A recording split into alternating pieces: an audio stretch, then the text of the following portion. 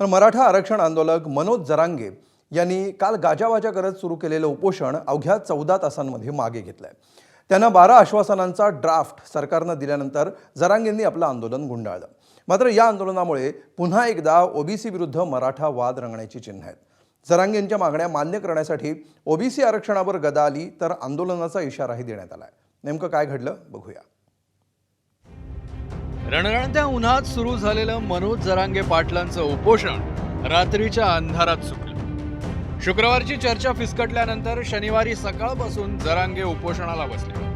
मात्र मुंबईपासून आंतरवली सराटीपर्यंत निरोपांची देवाणघेवाण सुरू होती। अखेर सरकारचा 12 कलमी मसुदा घेऊन मराठा आरक्षण उपसमितीचे अध्यक्ष राधाकृष्ण विखे पाटील आणि प्रसाद लाड उपोषणस्थळी दाखल झाले। शिंदे समितीस मिळालेल्या 58 लाख नोंदी वेबसाईटवर टाकणार, हैदराबाद गॅझेटनुसार प्रमाणपत्र देण्यासाठी शिबिरं आणि गृहभेटी घेणार, मराठवाड्यात प्रमाणपत्र वाटपाचा दर आठवड्यास जिल्हाधिकारी आढावा घेणार, जात पडताळणीसाठी विभागीय आयुक्त दर 15 दिवसांनी आढावा घेणार, सातारा गॅझेटसाठी सरकारला आणखी 1 महिन्याचा कालावधी द्यावा, न्यायमूर्ती शिंदे समितीला 1 वर्षांची मुदतवाढ देण्यात येईल, प्रमाणपत्र वैधतेसाठी सर्व जिल्हाधिकारी कार्यालयात हेल्पलाईन सुरू केली जाईल। विखे पाटलांची ही स्वतंत्र हेल्पलाईन असेल।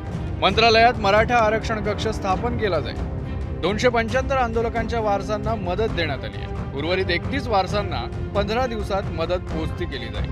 ग्रामस्तरीय समित्यांचा तहसीलदार दर 15 दिवसांनी आढावा घेतील। ईडब्ल्यूएस मध्ये निवड झालेल्या नियुक्तीवर कायदेशीर मार्गदर्शन घेतलं जाईल, अशी 12 लेखी आश्वासनं सरकारनं दिली आहेत। मंत्री राधाकृष्ण विखे पाटील रात्री उशिरा सरकारचा मसुदा घेऊन अंतरवली सराटीमध्ये दाखल झाले।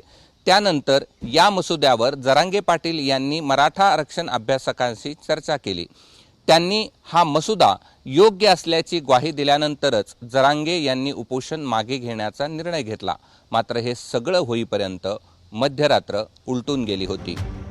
अखेर रात्री 1च्या सुमारास विखे आणि प्रसाद लाड यांच्या हस्ते ज्यूस पिऊन जरांगे यांनी उपोषण सोडलं। त्यानंतर रात्री जरांगे यांना छत्रपती संभाजीनगरमध्ये रुग्णालयात दाखल करण्यात आलं। तिथे पत्रकार परिषद घेऊन त्यांनी उपोषण मागे घेण्याबाबत आपली भूमिका स्पष्ट केली। मला वाटतं मंगळवारपासून पूर्ण कामाला ते मागण्याला चालना देणार, तसे त्यांचे शब्द आहेत आणि ड्राफ्ट पण आहे आणि त्याच्या सूचना पण आता मंगळवारपासून निघणार आहेत। ते ड्राफ्ट आपल्याकडे येईल ना, आता मंगळवारी आपल्याकडे ड्राफ्ट येणार। मुख्यमंत्री देवेंद्र फडणवीस यांनीही जरांगेंना दिलेल्या आश्वासनाची पूर्तता केली जाईल अशी ग्वाही दिली। जी आश्वासनं दिली ती तुमच्या समोर आहेत। कुठेही मागे आश्वासन दिलं नाही, त्यांनी स्वतः ती वाचून दाखवलेली आहेत। विखे पाटील, प्रसाद लाड यांनी ती वाचून दाखवलेली आहेत। त्यामुळे सातत्याने मराठा समाजाला न्याय देण्याची भूमिकाच ही आमच्या शासनाची राहिलेली आहे, त्यानुसारच कारवाई केलेली आहे। जरांगेंचं आंदोलन एकाच दिवसात संपवण्यात सरकारला यश आलं असलं तरी या आंदोलनामुळे ओबीसी समाज पुन्हा एकदा आक्रमक झाल्याचं चित्र निर्माण झालंय। जरांगेंच्या मागण्या पूर्ण करताना सरकारनं आपल्या आरक्षणाला धक्का लावू नये अशी मागणी ओबीसी नेते करतायत। या सगळ्या गोष्टी बघून ओबीसी मात्र प्रचंड संतापलेला आहे। ओबीसी मध्ये प्रचंड निराशाची भावना आहे। ओबीसीचं आरक्षण संपल्याची, डावलल्याची, आपल्याला दुय्यम वागणूक दिली गेल्याची, या सरकार आपलं नाही ही भावना ओबीसी मध्ये मात्र प्रचंड प्रमाणात आहे। मनोज जरांगेची मागणी फुलफिल करण्यासाठी 2 सप्टेंबरचा GR काढला गेला। ओबीसीचं आरक्षण संपुष्टात येत असताना ओबीसीचा आंदोलक म्हणून आम्ही गप्प बसायचं? अरे पण याचा अहंकार तुम्ही कुरवाळताय, पण त्याच वेळी ओबीसीच्या अनाथ माती कालवली जाते। याचं काहीच सोयच होतं तिथल्या गव्हर्नमेंटला नाही, लोकनियुक्त सरकारला नाही। सरकारने कॅबिनेटचा निर्णय घेतला होता केंद्र सरकारने की यावेळची जनगणना जी आहे ती आम्ही सर्व जातनिहाय जनगणना करू, पण जो काही त्यांची प्रश्नावली आलेला आहे त्याच्यामध्ये 12व्या कॉलममध्ये फक्त SC ST आलेला आहे आणि बाकी इतरचं काहीच आलेलं नाही। त्यामुळं ओबीसीमध्ये फार मोठा संताप जो आहे तो त्या ठिकाणी आहे, फार मोठी साशंकता आहे। त्यामुळे सरकारनं याचं विश्लेषण, याची स्पष्टता केली पाहिजे की पुढच्या टप्प्यामध्ये आम्ही जातनिहाय जनगणना करू, आणि जर ती नाही केली तर मात्र राज्यव्यापी आंदोलन जे आहे ते आम्ही केल्याशिवाय राहणार नाही। येत्या 11 तारखेला मुंबईमध्ये ओबीसी नेत्यांची बैठक आम्ही बोलवली आहे। त्या बैठकीमध्ये आम्ही राज्यव्यापी आंदोलनाचा जो आहे तो आम्ही निर्णय घेतल्याशिवाय राहणार नाही। वारंवार ह्या विषयामध्ये सरकारला ब्लॅकमेलिंग केलं जात आहे। मनोज जरांगे कायदा हातात धरून सरकारला माघार घ्यायला लावत आहे आणि सरकार देखील त्यांच्यासमोर माघार जाऊन ज्या पद्धतीने आज त्यांच्या मागण्या मान्य केल्या जात आहेत. याच्यातून संबंध महाराष्ट्रामध्ये प्रक्षोभ निर्माण झालेला आहे ओबीसी समाजामध्ये आणि महाराष्ट्रातला सर्वात मोठ्या संख्येचा मूळ कुणबी समाज जो आहे हा अत्यंत अस्वस्थ आहे. त्याची अस्वस्थता वेळोवेळी आंदोलनं करून आम्ही बाहेर आणलेली आहे. यापुढे जर सरकारने अशा पद्धतीचे घुटणे टेकले तर आम्हाला देखील प्रत्यांदोलन उभं करावं लागेल आणि त्याच्या होणाऱ्या परिणामाची सगळी जबाबदारी सरकारची राहील. तर दुसरीकडे ओबीसी नेते बमनराव तायवाडे यांनी सरकारच्या भूमिकेचं स्वागत करत मुख्यमंत्र्यांचं अभिनंदनही केलं. माननीय देवेंद्रजी फडणवीस मुख्यमंत्री महाराष्ट्र राज्य 2023 पासून सातत्याने सांगत आहे. एकनाथराव शिंदेसाहेब आधी मुख्यमंत्री होते, नंतर आता उपमुख्यमंत्री आहे. अजितदादा पण त्यावेळेस होते उपमुख्यमंत्री आणि मंत्रिमंडळातील सर्व सदस्य. यापूर्वी अनेकदा वारंवार त्यांनी सांगितलेलं की आम्ही ओबीसीच्या आरक्षणाला धक्का लावणार नाही.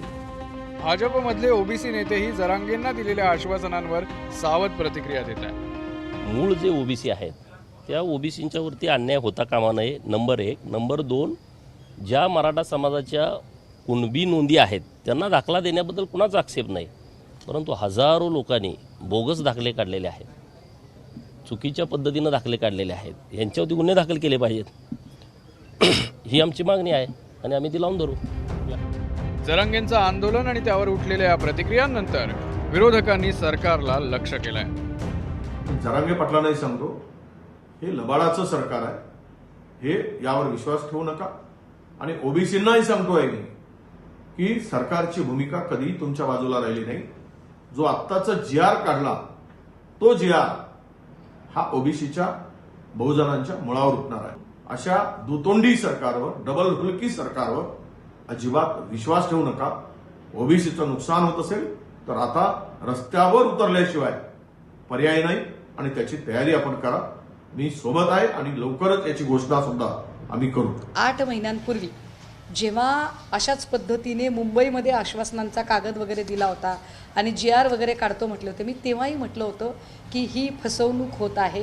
इथे कायद्याला चॅलेंज केलं जातं तर GRला तर चॅलेंज केव्हाही केलं जाऊ शकतं.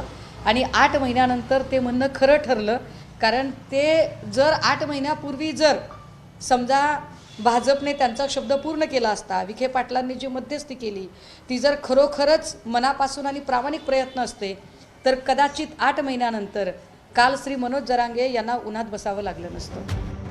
उपोषण सोडल्यानंतर जरांगे यांनी पुन्हा एकदा राष्ट्रवादीचे नेते धनंजय मुंडे यांना लक्ष केलं. परळीवाल्याला त्या धनंजय मुंड्याला सुट्टी नाही आता. त्याची नार्को टेस्ट माझी कशी होत नाही आरोपीची हे मी फुल लावून धरणार आहे आता पूर्ण वेळ. ते कसं होत नाही ते बघतोच आता. कारण त्याची एकदा नार्को टेस्ट झाली, मग आंधळ्याच्या प्रकरणात काय झालं, संतोष देशमुखांच्या प्रकरणात काय होता, कसं काय येत नाही, गीतेच्या प्रकरणात कसं काय येत नाही, महादेव मुंडेच्या प्रकरणातला विषय आणि आणखीन कुठं कोंकण धाराशिवला इकडे तिकडं कारखाने होते त्याच्यात काय काय झालेलं आहे भ्रष्टाचार, कशात काय होतं ना, हे सगळं एकदाची त्या नार्को टेस्टमध्ये. म्हणजे माझ्या नार्को टेस्टच्या या प्रकरणात बाकीचं सुद्धा सगळं लफडा येणार. त्यामुळे हे होऊनच जाऊ द्या. जरांगे यांच्या या आधीच्या उपोषणांसारखं हे आंदोलन ना लांबलं ना त्यात कोणता गोंधळ उडाला. त्यामुळे सरकारनं काही प्रमाणात सुटकेचा निश्वास सोडला असला तरी मात्र आता जरांगेंना दिलेल्या आश्वासनांची पूर्तता करताना भाजपची वोट बँक राहिलेला ओबीसी समाज दुरावणार नाही याची काळजीही सरकारला घ्यावी लागणार आहे. ब्युरो रिपोर्ट, ABP माझा.